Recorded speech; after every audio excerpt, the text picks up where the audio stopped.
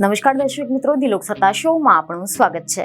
જમ્મુ કાશ્મીર એક પર્યટન સ્થળ તરીકે વિશ્વભરમાં પ્રખ્યાત છે। અહીંયાની કુદરતી સૌંદર્યના કારણે તેને પૃથ્વી પરના સ્વર્ગ તરીકે વિશ્વભરમાં ઓળખવામાં આવે છે। પરંતુ કેવી કમનસીબી કહેવાય કે આટલું સુંદર પ્રદેશ જાણે કે આતંકવાદનું એક મુખ્ય કેન્દ્ર બનીને રહી ગયું છે। સવાલ એ થાય છે કે જમ્મુ કાશ્મીરમાં આ પ્રકારે અશાંતિ કેમ છે? આના પાછળનો ઇતિહાસ શું છે? ક્યારથી આ વિવાદ શરૂ થયો છે? તો આજે અમે તમને આ જ મામલે કેટલીક અગત્યની જાણકારી આપીશું।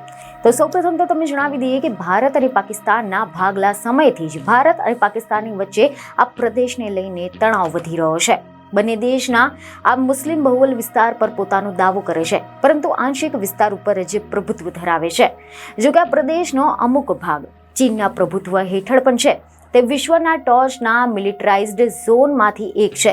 જો કે અહેવાલ એવા મળી રહ્યા છે કે જ્યારે વર્ષ 1947માં ભારત અને પાકિસ્તાનને બ્રિટિશ શાસનમાંથી આઝાદી મળી, તે સમયે તત્કાલીન રાજવીઓને વિકલ્પ આપવામાં આવ્યો હતો કે તેઓ ઈચ્છે તો બંને દેશમાંથી કોઈ એક દેશ સાથે જોડાઈ શકે છે। અને એ સમયે મુસ્લિમ બહુલ કાશ્મીરના મહારાજા હરિસિંહ હતા કે જેઓ પોતે હિન્દુ હતા। ભૌગોલિક રીતે કાશ્મીર એ બંને દેશોની વચ્ચે આવેલો વિસ્તાર છે અને આ સ્થિતિમાં હરિસિંહ એ સમયે કોઈ પણ નિર્ણય લઈ શક્યા ન હતા, જેથી તેમને પાકિસ્તાન સાથે પરિવહન તથા અન્ય સેવાઓ મુદ્દે યથાસ્થિતિ જાળવી રાખવા માટે વચગાળાના કરાર કર્યા હતા। જો કે અહેવાલ એવા મળી રહ્યા છે કે મહારાજા હરિસિંહની ઢીલ કરવાની નીતિ તેમજ કાશ્મીરમાં મુસ્લિમો પર હુમલાના અહેવાલોના પગલે ઓક્ટોબર 1947માં પાકિસ્તાનના કબીલાઈઓએ કાશ્મીર ઉપર ચઢાઈ કરી હતી અને એ સમયે મહારાજાએ ભારતીય સેના પાસે સહાય માંગી હતી। ભારતના ગવર્નર જનરલ લોર્ડ માઉન્ટબેટનને લાગતું હતું કે જો કાશ્મીર હંગામી ધોરણે ભારત સાથે જોડાઈ જાય તો ત્યાં શાંતિ સ્થાપિત થઈ જશે અને જનમત સંગ્રહથી કાયમી સ્થિતિ નક્કી થાય છે। એ જ રીતે એ જ મહિનામાં હરિસિંહે ભારત સાથે જોડાણના દસ્તાવેજો પર સહી કરી હતી અને વિદેશ સૈન્ય બાબતમાં નિર્ણય લેવાની સત્તા પણ ભારતને સોંપી દીધી હતી। અને અહેવાલ એવા મળી રહ્યા છે કે ભારતીય સેનાને લગભગ 2/3 ભાગ ઉપર કબજો પણ કરી લીધો હતો। પાકિસ્તાને ઉત્તરના બાકીના ભાગ ઉપર કબજો મેળવ્યો હતો અને વર્ષ 1950ના દાયકા દરમિયાન ચીને આ પ્રદેશના પૂર્વીય ભાગ ઉપર આધિપત્ય મેળવ્યું હતું, જે એક્સાઇઝ ચીન તરીકે ઓળખવામાં આવે છે। વર્ષ 1946માં રજવાડા તરીકે જમ્મુ કાશ્મીર અસ્તિત્વમાં આવ્યું, જ્યારે વર્ષ 1947થી 48માં પાકિસ્તાની કબીલાઈઓના હુમલા બાદ કાશ્મીરના મહારાજાએ ભારત સાથે જોડાણની સંધિ ઉપર હસ્તાક્ષર કર્યા હતા। જમ્મુ કાશ્મીર ઉપર પ્રભુત્વ મુદ્દે ભારત અને પાકિસ્તાન વચ્ચે યુદ્ધ થયું હતું અને વર્ષ 1949માં ભારત અને પાકિસ્તાન વચ્ચે કાશ્મીરમાં વિભાજન થયું અને સંઘર્ષ વિરામ માટે નિયંત્રણ રેખા નક્કી કરવામાં આવી હતી। તો આ સિવાય વર્ષ 1962માં એક્સાઇ ચીન પર પ્રભુત્વ મેળવવા માટે આ મુદ્દે ભારત અને ચીન વચ્ચે પણ યુદ્ધ થયું હતું, જેમાં ભારતનો પરાજય થયો હતો।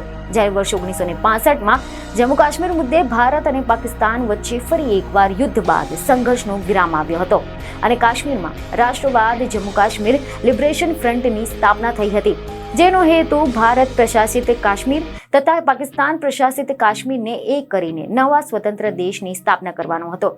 આના પછી વર્ષ 1972માં શિમલા કરાર, વર્ષ 1971માં ભારત અને પાકિસ્તાન વચ્ચે યુદ્ધ થયું હતું, જેના પગલે પાકિસ્તાનનું વિભાજન થયું હતું।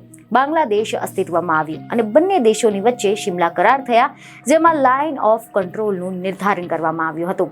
અને ત્યારબાદ એવા રિપોર્ટ મળી રહ્યા છે કે વર્ષ 1980થી 90ના દાયકામાં કાશ્મીરમાં સત્તા વિરોધી જુવાળ ફાટી નીકળ્યો।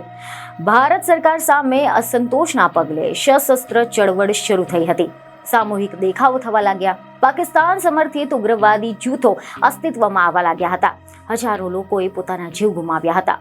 વર્ષ 1999માં ઉગ્રવાદીઓએ લાઇન ઓફ કંટ્રોલને પાર કરીને જમ્મુ કાશ્મીરના કારગિલ જિલ્લાના અમુક વિસ્તારો પર કબજો કરી લીધો હતો। એના પછી ભારત અને પાકિસ્તાનની વચ્ચે સંઘર્ષ શરૂ થઈ ગયો હતો। વર્ષ 2008માં એટલે કે લગભગ 6 દાયકામાં પહેલી વખત ભારત અને પાકિસ્તાન વચ્ચે વેપાર માર્ગ શરૂ થયો।